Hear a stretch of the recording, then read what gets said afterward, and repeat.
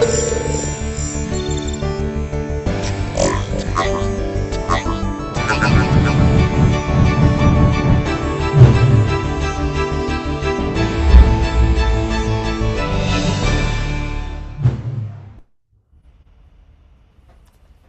I'm Alan Ross, and this is an APC Media Power Panel.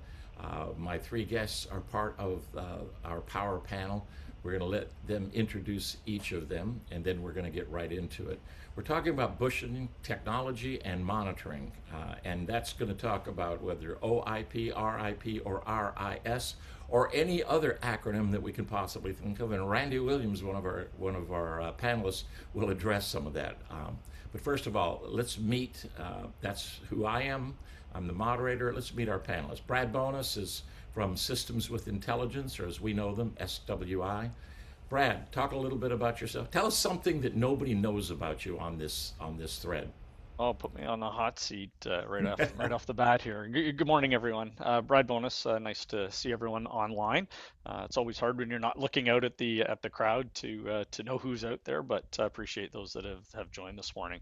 Brad Bonus, CIO with Systems with Intelligence, joined up with this great company a couple years ago. I have been in the industry for, I can't believe it's almost 28 years now. 20 of that was with a large utility in Ontario, Canada, Hydro One. Probably the thing that people don't know about me, or maybe you can sort of pull out of the pile there, is that I'm probably the least technical person that has spent my life in technology. I've always been a good problem solver. I've always been able to live with one foot in the business and one foot in technology, and I've been able to sort of be that translator person over my career. So early days, it was doing business transformation work. Then it was working in operations. Now it's talking about a number of acronyms around Bushings that there's other people on the call that know a lot more than I know, but always really have played that role on being that middle person between the hardcore technologists and the business goals and objectives. Excellent. The translator or the connector, right? Systems with Intelligence, you see what they are up there. And you're the CIO, is that correct? Yeah, and my role is the CIO, but it's really an outward-facing CIO. So my goal is to work with business executives at our customers around driving transformation or driving digital modernization of their substations, leveraging our technologies and others to achieve those outcomes. So it really is, it's more of a business development and relationship role with our key customers. Yeah, and you're going to talk about those things and what's happening with the modernizing. Next is Thomas Lynn. Thomas, I know from days when Thomas and I were involved in the COMET conference that was in conjunction with the Center for Electromechanical Research at the University of Texas, and got to know him very well. Thomas, welcome. Right before we got on, I found out you're in Germany, and you're not in Singapore, where you spend a lot of your time. Talk a little bit about, you don't have to talk about something people don't know about you, because none of them probably know anything about you, but talk a little bit about your background. Yeah, so thanks for having me here. I'm happy to join this panel. And yeah, I'm traveling quite a lot, so to say. I'm in Germany at the moment, then looking forward going back to Asia, to Singapore tomorrow, so that I can spend also a little bit time for Christmas and enjoy a little bit the time, a few weeks not traveling, right? What I'm doing is, my background, like I'm coming mainly from GIS and bushing background. So I work for both of these, assets in terms of the GIS, but components in terms of the bushing for a quite long time. And I'm leveraging now what I learned there, so to say, trying to bring that also on the table in favor of also all utilities, so to say, from the background experience, also from testing and from manufacturing, especially from bushings as well, right? What I'm doing right now, having a group of experts, which I used to work very long time in the industry already. which I'm heading. This is basically what I really like to do because it's always like-minded people around me, so that's very good. But beside that one, I'm running also the global service for Qualitrol. So to say that makes me also busy. So coming to different parts of the world frequently over the year, right? So what nobody knows about me, most probably I'm three times grandfather. I think that's kind of not my achievement, but basically I'm happy to be that, right? So Right. this is and looking forward then also to spend some time in the future, more time with the grandkids as well, right? So that's And about me more or less. Mhm. okay, and Qualitrol. If there's another slide, there you go. There's some company information. If you don't Oh know yeah. about Qualitrol, you want to give just a quick. Oh no, we're going to go to Randy. So here's the funny thing: is Brad. I don't know if you have any grandkids. I am two times grandfather. Randy is three times grandfather. Thomas is three times. Isn't it funny that people who have grandkids suddenly talk more about their grandkids than their kids? Randy, how are you? My oldest is Fantastic. 18, so I'm more than willing to wait a few more years before I Okay, end up having having him come I to got. me saying That's saying right. we're having another member of the family. So And if they do, you're too embarrassed to tell us that they yeah. had. Yeah, right. Randy, I met years and years ago. I honestly believe, Randy, and I've said this before in interviews that we've done. You are the most knowledgeable person I know about bushings, but that's not what you're doing right now because you're in your first retirement, which means you're no longer doing that. And it's probably going to be your first because there's probably going to be, in most of our lives, there's one or two. Randy, thank you for joining us. Alan's always glad to talk to you. We always have fun with this, and Yes. and to see the other guys, Brad and Thomas. I've known Thomas for years and years too. So yeah, I'm a professional conference attendee. That's what I do. I go to every conference there is, and usually, you're there. So it's always exciting to see you. My background, I was 38 years with Westinghouse, ABB, Micafil, in a bushing manufacturing facility. And then I left there about 7 years ago and thought I could quit the industry and joined NAS, North American Substation Services, which is transformer and breaker services, in the field. And then, recently we just got bought by Asplin, and now I'm a tree trimmer. I'm trimming trees. But Fun. I had no idea what Asplin was really about. They Right. have a group called AIG, which is Asplin Infrastructure Group, that is, engineering, overhead, underground, construction, union, non-union, lighting, pole inspection with utilities across the U.S. So I'm excited to be a part of a family business that's huge and puts a lot of focus on safety and relationships internally and externally to the customer. It's exciting to be a part of Asplin.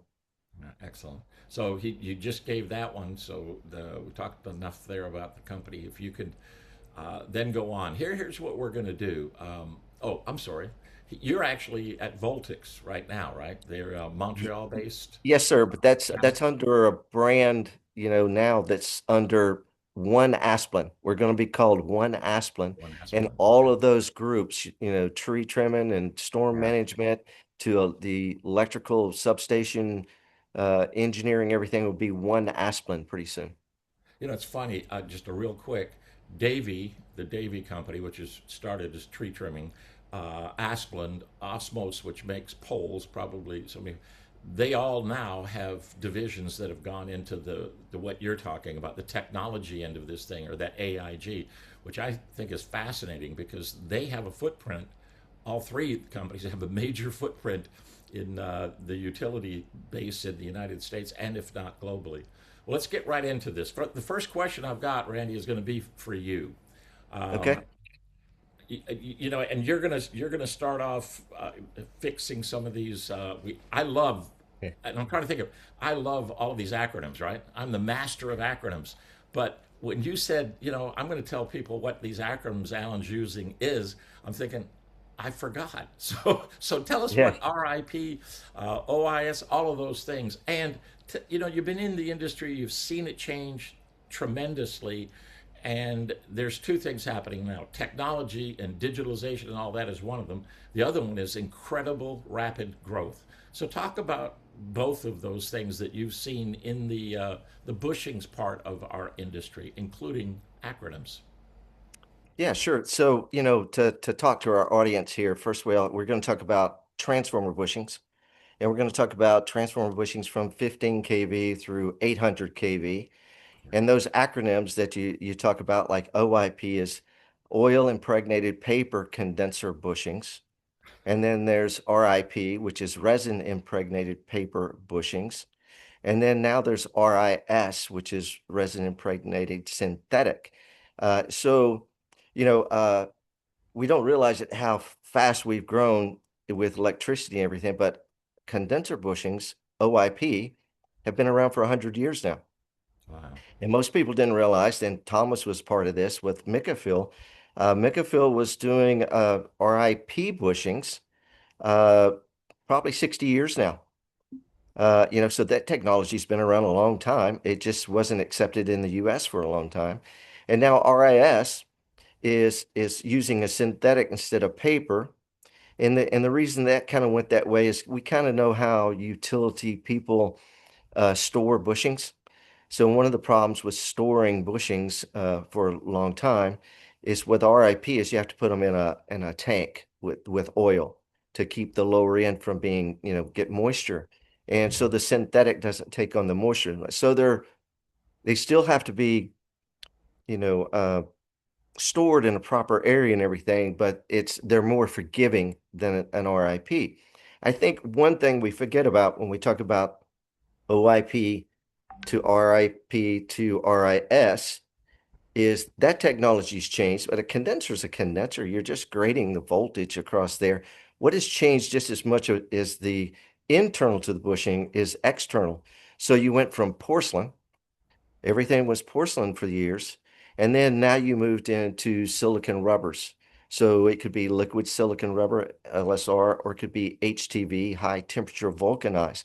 So sometimes we forget that the resin technology has been around for almost 60 years now, but the insulator technology has not been proven or out there that. Uh-oh. On mine, we seem to have lost Randy. As soon as he gets back, we'll continue. Proven and that's where we ended on here. Thomas, he threw you under the bus since he said Thomas knows all of this. So talk a little bit about what Randy has just talked about. And I think he was about to say the rosins have been proven, yet there's something about the insulator part of it that hasn't. Or just comment on anything that he's talked about, including back from Micafil. Yeah, I mean, one thing I wanted to say, because usually I put my old Mikafil hat on, right? So actually, when we went to customer, the thing was the RIP technology always being considered as new technology, even with 30 years around in the industry already, right? So it's like us humans, right? With 30, we are still considered young. So this was always surprising, and then of course the new RS technology bringing into the market. I mean, it has as Randy said, it has a tremendous advantage that basically the problem you have with all the paper-based technologies. They just basically taking on the water, right? So and this is not the case with RIS, so this is a clear advantage, right? So I don't know if we want to go into that one, but each technology has also its advantages and disadvantages, right? So, for example, the biggest advantages for a RIP technology is, for example, that you can manufacture that one because you run that one through a machining department in any kind and shape, right? So means if, for example, if you go for a retrofit of transformers, is you can rebuild, for example, so to say, an old OIP bushing and manufacture that one in the same way that it fits into your transformer, right? Okay. And this is a big advantage. This one is not so easy with a OIP technology and not so easy with a RIS technology, because RIS technology is based on a casting process. So you have a mold. The mold is having a certain shape, and this one is what you get afterwards, right? So this is more producing standard bushings also, which price-wise can compete with OIP bushings, while RIP still on a higher end because of Right. the manufacturing and because of the effort also for the casting. Because production, for example, of a RIP bushing, talking about the 420 kV oil air bushing, it just the pure production process will take you to 4 weeks, 5 weeks already, right? Or if you're being fast, right? And I think this makes and if you just to compare, if you do a RIS pushing is 3-4 days instead, right? So Okay. this is a big difference. But as said, you cannot have it in each form and shape. So it has a limitation. And so far, also from the voltage system voltage point of view, is actually RIS still on a lower end of the voltages, right? So if you really go high, 550, I think in the meantime there are also some around, but if you go 550, 800 kV and higher, then it's getting a little bit more difficult. And also the thing, you have OIP bushings which have silicone screens, but not so very not so very often, right? Okay. And Yeah, this, I'm sorry. I was going to ask Randy something, but I'm going to ask you since he's got some technical difficulties. Uh, is there one of them that you are more comfortable overload running at a higher heat temperature? Can you run a transformer at a higher load with one over the other, or it just all depends? well, if you're talking about the temperature, is okay. That's a little bit tricky, Okay. but the thing is that the when you're looking for a RIP, you have to consider the so-called glass transition temperature, right? So Right. basically, that is a point where you don't want to get over, because then the epoxy starts to kind of transition, right? And this Right. you don't want. So most likely, Randy is back. Maybe he can answer that question. Well, But we'll come back to that question because I want to get Brad in here. And we've kind of Randy, yeah, welcome back. Where'd you go? Ah, One of your my my flights? my internet just totally went away. Now I realize I Gotcha. live in the middle of nowhere in Tennessee. Oh, yeah. Okay, I got it. Yeah. Sometimes mine goes out, and I'm in the middle of LA. Uh, let's go to Brad. This same kind of a topic that we're talking about. I know that SWI and you see a lot of different what I would say currently installed base, right? Talk a little bit about what you see and what your experience is as it relates to the different bushings. Yep. So I'm not going to use the acronyms because, like I said, I'm not a bushing expert, but definitely have had some great conversations with our customers around challenges they have in the substation environment. And in prep for this session, I actually went back in time there. Al and I pulled up one of the old transformer technology issues of bushings. Thomas Lynn was in there as well, so I did see that from 2020. And one of the messages that Thomas brought forward in that is the sort of failure rate and lifespan of bushing. So, when you think about the substation, the critical asset in the substation is the transformer. It's the most expensive asset. It's the most critical asset. But those that are in the know realize that it's a component. It's an interconnected component, and it's got key connection points and ancillary assets. And the bushing obviously is such a critical component. And I think Thomas, you quoted in that magazine that 20% of transformer failures tie back to bushings. Bushings typically have a lifespan of sort of half the lifespan of a transformer. So trying to find that sweet spot to say, okay, is it the 20-year mark, 25-year mark?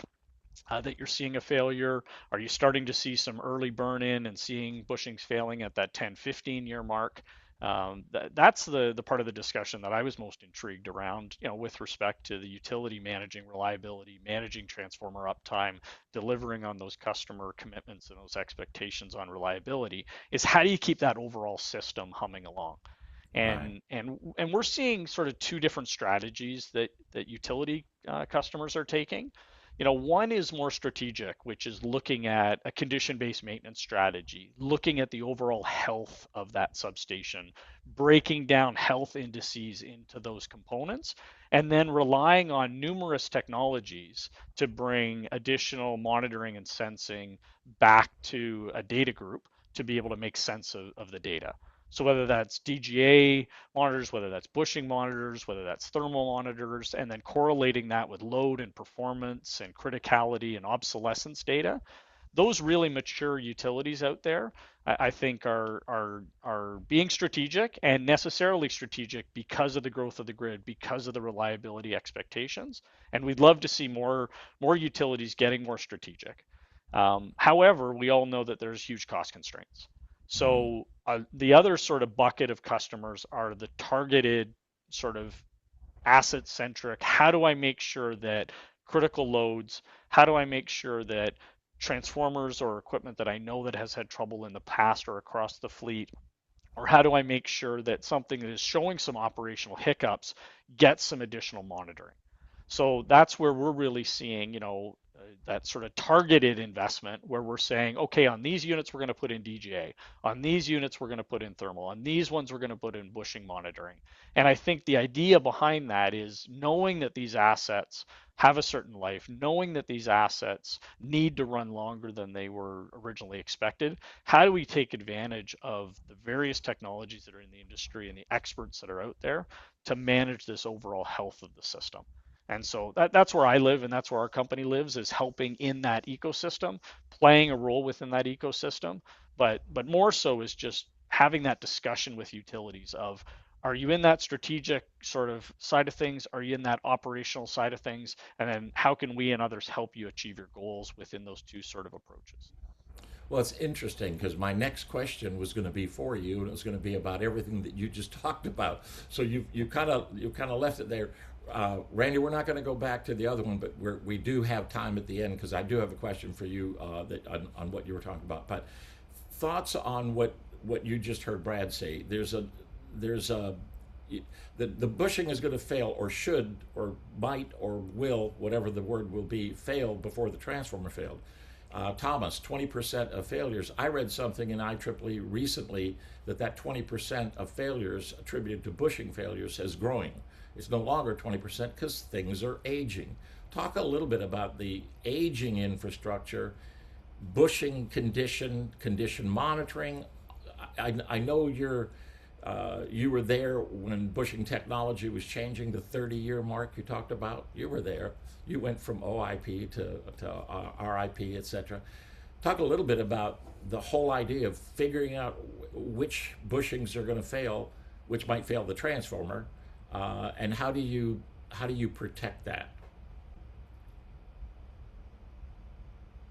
Is that for me, Alan? That's for you, Randy. Oh, okay. All right. I've probably been a part of 4,000 bushing teardowns and failures in the field investigations. Yeah. And most of the time, it's related to overheating or connections to the bushing. Mm. And the bushing gets blamed Yeah. because porcelain's laying all over the yard. And one of the transitions going from porcelain to RIS or RIP and silicon rubbers is the mitigation of collateral damage, Uh-huh. from those. So that helps with that technology. But typically, heat and connections are the problem, the failure. So I'm big into thermal scans with utilities because typically, if there's a hot point at the top connection, then the gasket goes. And then when the gasket goes, you get moisture ingress. and the moisture attacks the condenser, and then you have that failure. Yeah. With RIP and RIS, you don't have that moisture or oil in there, but overloading or heat, the basically breaks down the resin, and then you have arcing internal, and then that's how that fails. So to me, when utilities downsized and right-sized and capsized and didn't put as much into the maintenance or paying attention to bushings, or when they go to the field and they test and they don't hook everything back up properly with the right torque values with terminals and things like that, that becomes the failure. Uh, we did have a couple of companies that had some failure modes in the past, 15 years that was due to design, and manufacturing. But otherwise, typically, there's another influence why the bushing fails. Of course, you can regasket a transformer and you can filter the oil and everything else, but the bushing just sits there and works. I think what Brad said about connectors and everything, and I know systems with intelligence. One of the big things, and you'll be able to comment on this, Brad, is looking for those hot spots on a continuous basis, because it may not be hot. You run out there with an IR gun, everything's fine, and 3 days later the thing fails because the hot spot. It's that permanence of monitoring that we're struggling with. Is you can't do condition-based monitoring once a year. There's a permanence that has to happen with that. Thomas, anything to add to this conversation about monitoring? I know you used to present at Comet. This is back before we were so far into monitoring for everything. But I remember at one point you were talking about a health index for transformers. Yeah, maybe to add on what Randy was saying, right? So, to be honest, I have seen bushings which are reached the age of the transformer as well, right? So it's pretty much about bushings is also what is the operating condition, right? Where you're in. So, for example, if you go for a capacitor banks where you are switching, let's say twice, 3 times a day, that is a different thing, because one of the things you have to take care about bushings is transients, right? And which actually most of the bushings really don't like. So if we then coming back to your question, asking about the monitoring, right? So the monitoring is also, I mean, most probably we have to change our mindset there also a little bit, and I see some change because, as Brett said already, we combining different data, so to say, and I think this is also when we're looking specifically in bushings, we need to consider the operating conditions. So, for example, as you said, if something is getting hot, right? So this is not so healthy for the bushing, but that can destroy bushing, right? Or basically, as I said, the transients coming from switching operations, or for example, we're talking about bushings which are directly connected to a GIS. They see quite high, very fast transients, which is even more worse, right? So we have seen failures due to that as well. So if we're talking about monitoring, yes, and talking about the asset health index, we need to consider these factors as well. For example, when I look for an asset health index for a bushing, we have bushings which are connected direct to the GIS, then I would also consider the condition of the gas insulated switchgear, so to say, how often they get switched, right? So if I'm, for example, in a hydropower plant, that might be quite often, so that's not so healthy. So from the index, I would this one needs to flow into that one as well. That's not only the tank delta or the capacitance which goes in that, and then said especially if you have a silicone bushings, you need to do some maintenance on that one, because after some years they are losing the ability, or this so-called silicone oil is going out, right? So then actually you get a the surface also contaminated. So then you need to clean that maybe more often than a porcelain bushing, right? So this one then goes into kind of a health index as well, right? So and maybe also the any kind of visual inspection, right? So many things you can see already. For example, if you go with the infrared camera, as we said, or when we're using, for example, UV cameras for external partial discharge, for example, surface discharges for bushing. So basically, if you have that one on silicone insulators, then there might be time to clean, right? So and to take care. Because we know also something about silicone corrosion, right? Happen when you have especially strong discharges, so to say, on surface of a silicone insulator, right? So then it's also helpful in that regard. So this one we consider actually when we're talking about health index as well. So it's not the conventional things we are measuring, also the things we are seeing. So combining all these things, I think that is something we as an industry have to support more than we have done in the past in order to get kind of a meaningful health index. So Brad, taking what Thomas just said, knowing what SWI does, comment on that because I saw you urging to get in to say, here's what you can do. Yeah, I was more excited about hearing someone who's not necessarily internal to the company talking about some of our key messages that we take out when we have conversations with customers. So, when we look at SWI, and I know we don't want to be sort of too commercial here, but what we have is we have a touchless solution. So we have a solution that doesn't need to be intrusively impactful for that transformer or bushings or what have you. So really it's an externally mounted camera and sensor that does both visual and thermal monitoring on a continuous basis of assets within the substation.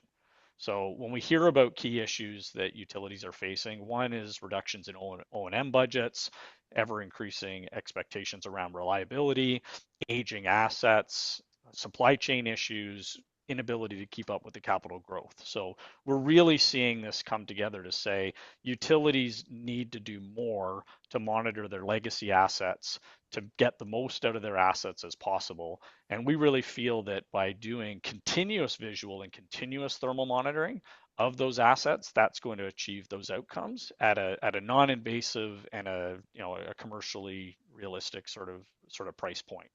So when we go to market and we get out there, yes, we like to work on new equipment and we think that sets the utility up for long-term success.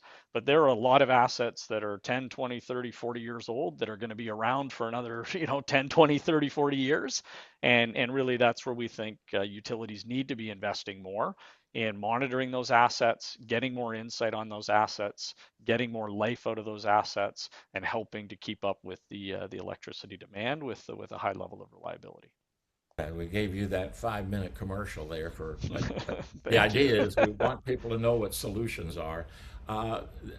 Question that I just a little bit kind of off topic, but when you think about where the industry is now, and I just read a report that talked about the impact of DER, wind and solar, the increase in transients that's coming into the system. And I think, Thomas, you talked about transients and the impact. So there's just a huge increase in transients coming into the system.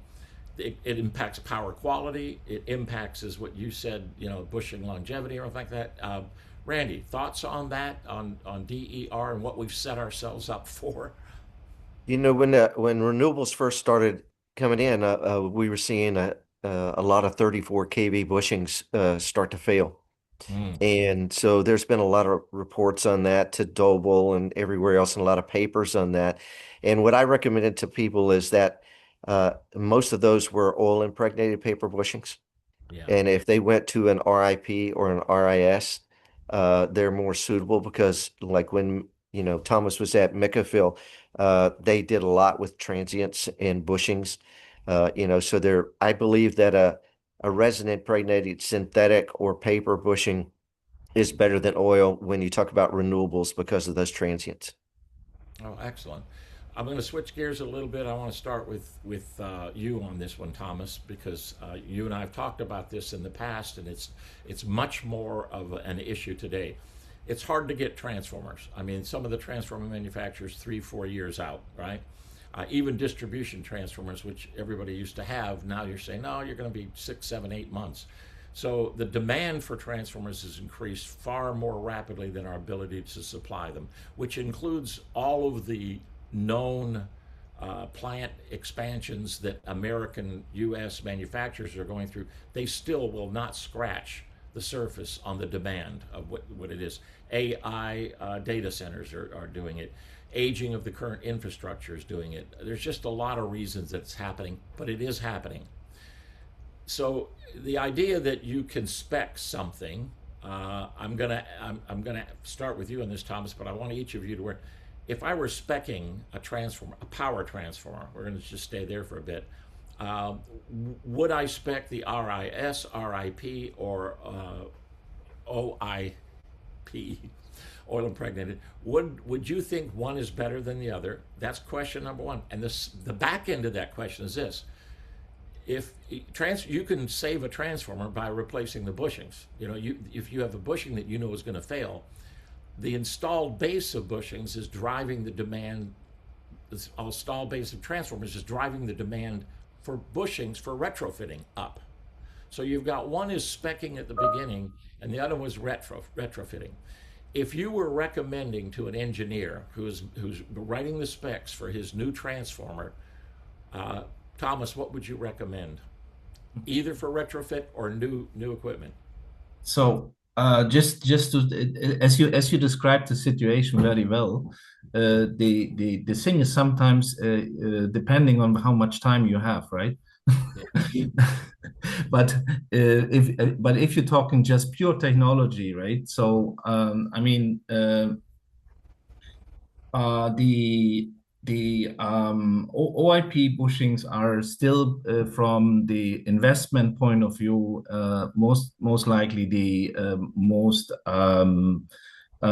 suitable solution, right? If you're talking about and Randy said that well, is if you're talking about environment where you're going for higher stress, right, than like transients and so on, then most likely you would end up maybe RIP is a good technology for that one, and especially maybe RIS is also good, especially when you think about that you don't have much problems with moisture, right? So you would look for the times for the lifetime of a bushing, right?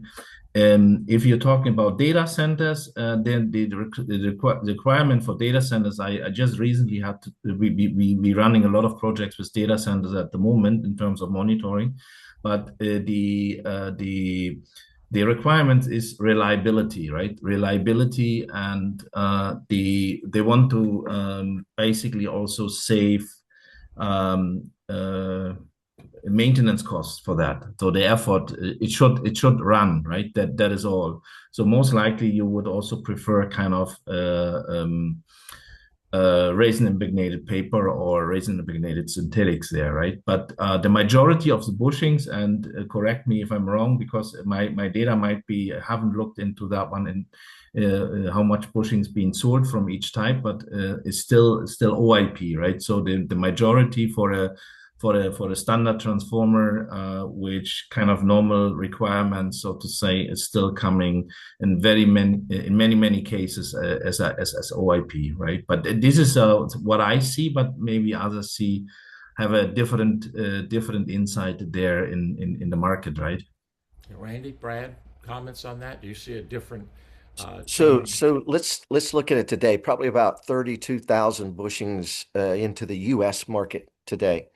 A year for new transformers, probably about 3,000 replacement each year. We couldn't turn the switch off of OIP and porcelain and turn it on fast enough to go to RIP and RIS and the acceptance there. So the manufacturing capacity is not there if you wanted to switch anyway.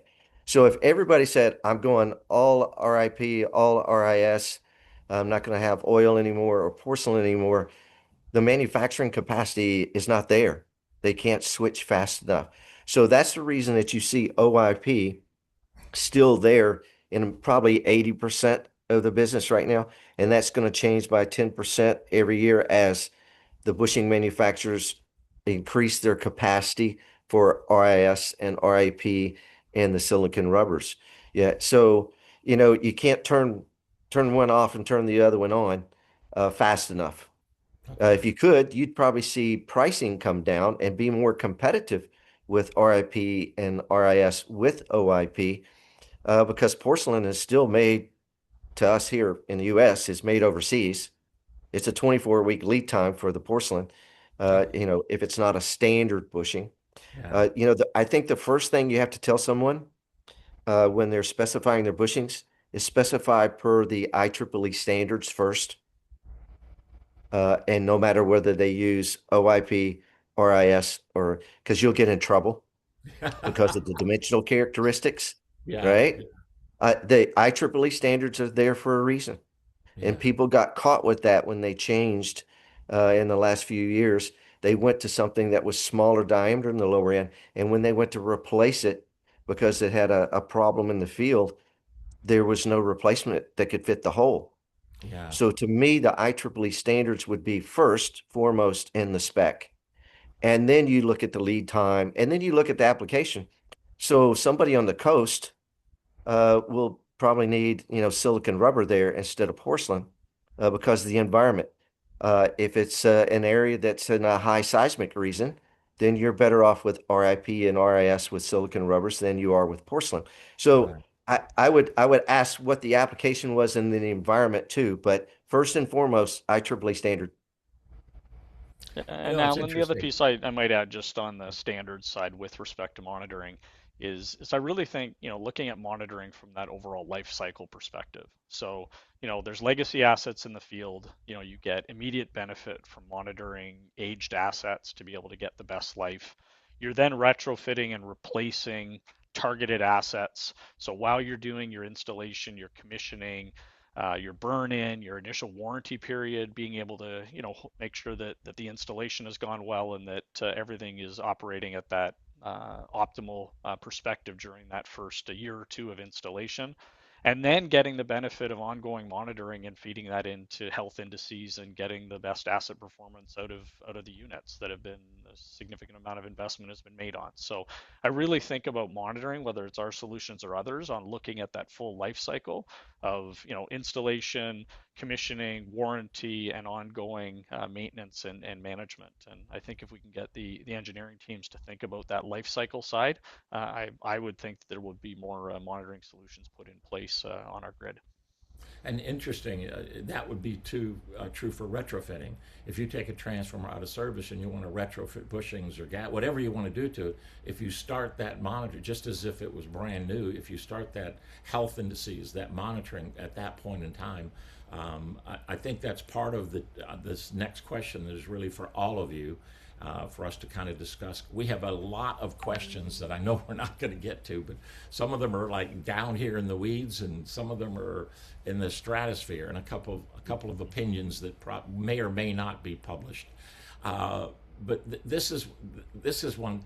We've seen technology change, and most of the time technology changes happen because you hit something. You can't get over this to do it, and then smart people figure out a way to do that. Are there technology changes that you see on the horizon, or you think we should be investing in order to remedy some of these situations that we have with bushings as it stands right now? Or have we pretty much, we've done everything we possibly can? And that can include monitoring any kind of technology changes. So since we are transformer technology, Thomas, I'm going to start with you. Any new technologies coming down the road? Well, it took us quite long to basically come up with the RIS, right? And basically, we still consider RIP as a new technology in some parts of the world. 30-year-old new technology.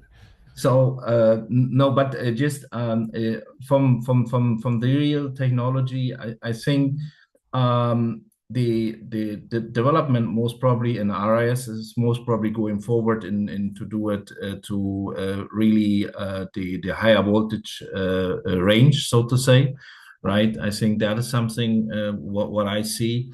And the I think the problem is with the RIP also what Randy said, the availability and the producibility, because the process is quite long, right? So I kind of don't see that the process can be or how the process can be shortened. But if I see a development, then that could help the market also to increase the capacity. For example, if something gets spent in there.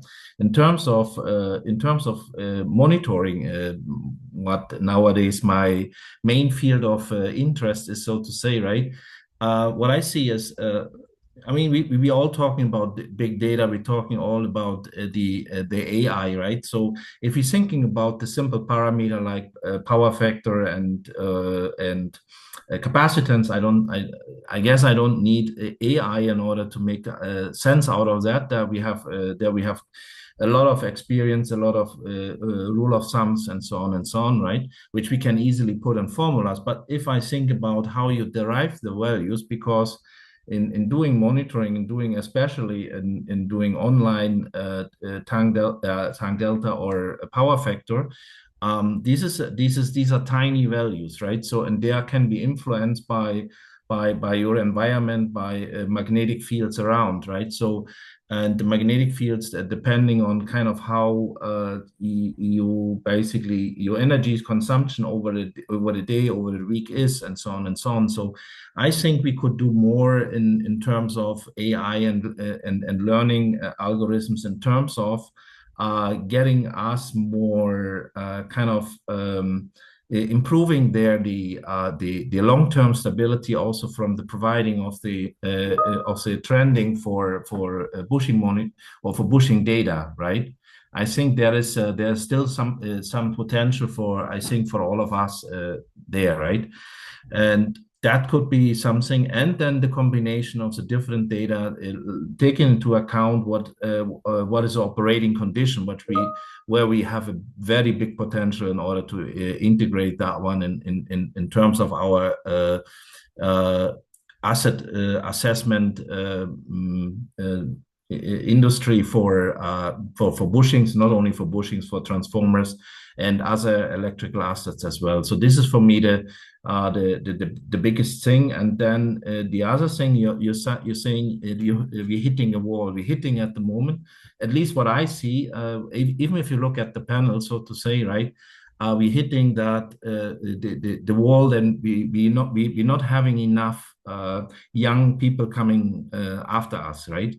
So this is for me a big issue. So how you deal with that? So we have to make our industry a little bit more sexy, right? So that means we have to use some other technologies which attract, or basically we have to attract the young people to further do what we have done the last 30 years. And I think that is something we really have to think about how we're going to do that. That's a good one. So Randy, you just heard what Thomas said. Anything to add about technology changes? And we all know people are a big factor in that. And so I'm going to write this down. We have to make the industry more sexy, from Thomas Lynn. Yeah, I just think if the new technology came around, it couldn't feed the demand. Oh, right. Everybody is so loaded right now, they can't start up anything and change or switch in the middle of the game right now. They're too loaded. They're fat and happy right now, right? Yeah. Yeah. And that's a sad part. When people get full, it's like, why would I invest in the future? But now is the time to invest in the future. Anything on the horizon you see, Brad, from a monitoring, a technology, or even data management standpoint? Yeah, no, happy to chime in here. Sorry, I missed a little bit of the question up front. My internet went a little wonky there for a few seconds, but I think I've got the gist of the conversation. So when I look at the two sides that we're really seeing is, the whole AI space it's got a little bit of an overpromise perspective on it. So what we're really trying to do with our customers is simplify it and solve real business problems. So, when you look at AI around computer vision, we really think there's an opportunity to leverage visual inspection to reduce the amount of manual visual inspection that's taking place, as well as identifying signals that are coming from assets visually on a continuous basis to highlight something that should be looked at from a maintenance perspective. So whether that's cleaning bushings, whether that's dealing with cracks, or whether that's dealing with external impacts from animals or what have you, or lightning strikes, really sort of looking at how do we use that visual spectrum and the advancements that have been taking place in computer vision to make it very easy for customers to, oh, I can see value there. I do this today manually. I walk the yard. I can now use an external system. I can use computer vision and AI to proactively identify issues, and I can get ahead of things. So definitely seeing something there. The other side of things on this big data, there's been the promise of big data and machine learning and all of this, for many, many decades. Where I think it's real now is that, the horsepower that you have, the tools that are available to the data scientists, the ability to correlate data from load and performance and operational conditions and environmental conditions and the such, and bring that together into the tool set that the system and the machine learning and AI engines are augmenting. I really think this investment in data scientists and what we can do with the volumes of data we have in the utility sector is really coming into its sweet spot. And I think over the next 20 years we're going to see some significant advancements in taking advantage of this technology. Yeah, everybody's waiting to see what the significant advantages of AI are. That's the questions that we had. That's great. We ran longer than I thought, but we still have some time to answer some of the questions we got. This came in a little bit later, but it's kind of fascinating to me. It's based on a statement and then the question. But the statement is, we see that most of the utilities move their power transformers from one place to another for some reason. That's the statement. And then the question is, when that happens, altitude is not necessarily considered in where they move things. What does altitude do? What direct impact does altitude have on bushings, if any? Start with you, Randy, because you look like you're either going to say something. Thomas is going to give you the reason why. It's the upper end of the bushing. So it's your strike distance and your creep distance, and at higher altitude. So it's the upper insulator, and you have to look if your higher altitudes that you meet that altitude with the proper insulator in the upper end. Yep. Right, Thomas. Yeah, you need actually a longer bushing for a lower pressure. Okay. Right. That was Make a it good question. simple. Good answers. Yeah. Okay. Brad, anything to add on that in terms of altitude? We're going to kind of let everybody have a shot at this. Somebody did this, Randy, you'll like this. Amen on IEEE configuration and using IEEE as a tool. So you got an amen on that. All right. I got another statement. Keeping spares in stock is critical. True or false? That True. Is more true than today than ever. Right. I kind of knew that would go over there, but thank you for that statement, keeping spares in stock. One of the, here you go, here's one. How reliable is the tangent measurement in online bushing measurement using the sum of currents method technology? Which parameter should be used for alarm source, tangent, or capacitance? And I have no idea what that, usually I know the question. I'm asking that one because I have no idea what that means. Okay, maybe I can take that one. Yeah. So the thing is, when you so the first one was talking about how reliable. I mean, the sum of current is basically just assuming that you have in each phase, so to say, the same voltage, and you have exactly 120-degree phase shift. Well, maybe not 100%, because usually these sum of current devices have a balancing circuit, right? Which balance the imbalance in the network a little bit, right? So the only problem which you have with that is this is not stable. As I said, basically over the week, over the day, the load change, right? The load change also then actually the angle in between the phases a little bit, and actually also the amplitude of the phases. So amplitude is, I think, considered good still for the power quality is plus minus 3% or something like this in kind of in a stable network. And in terms, but this is not so difficult. But the more difficult is actually in if you're talking about the stable power factor measurement, you're talking about 0.1 radian plus minus is basically quite a lot already, right? So to achieving this accuracy, actually the angel differences between the three phases are not supposed to change too far, right? Because then the daily or weekly changes, so to say, in the balance of the network can exceed actually the basic value of the power factor. For example, if you're talking about the RIS bushing, resin wind paper RIP bushing, then actually you're talking about the standard power factor around about 0.325, depends on the manufacturer, go up or down a little bit. But this can be plus minus 100% already what you get because of the imbalance in the network, right? And this is influencing, so to say, your readings and influencing the stability, so to say, of the measurement, right? This is actually also what in some solutions is being done, that external reference is being used. Of course, this one is always difficult. We have own experience in that because you have to run long cables from somewhere.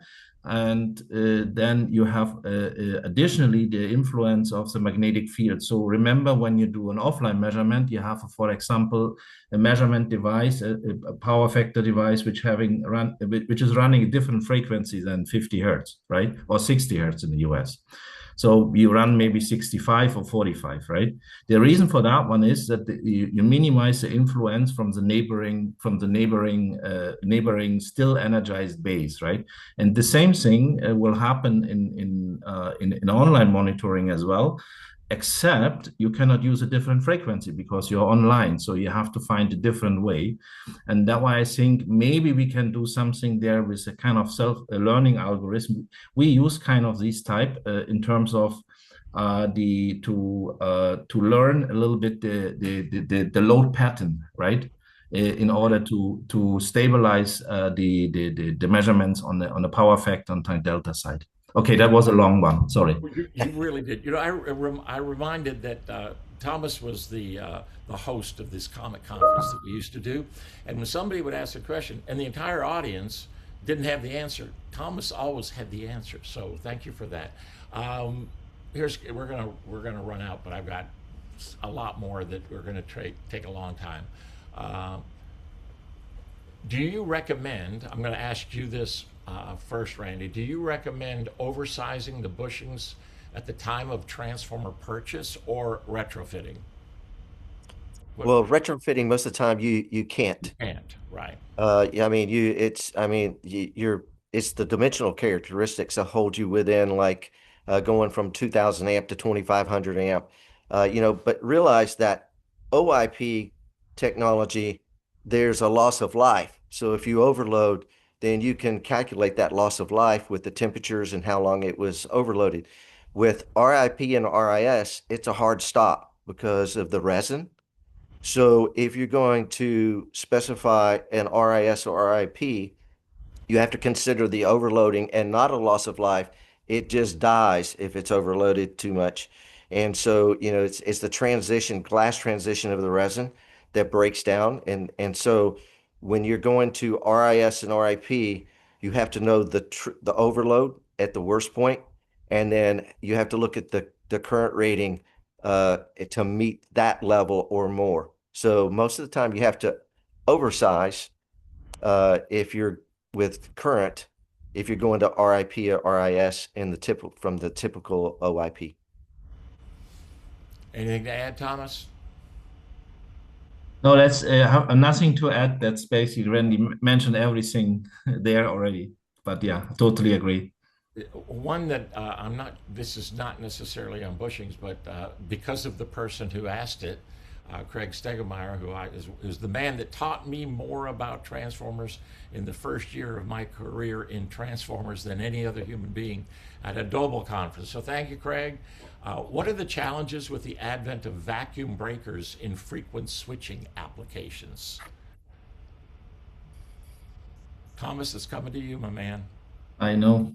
Okay, so basically, vacuum chamber breakers is creating the steepest transients in our industry, right? It's even more than SF6.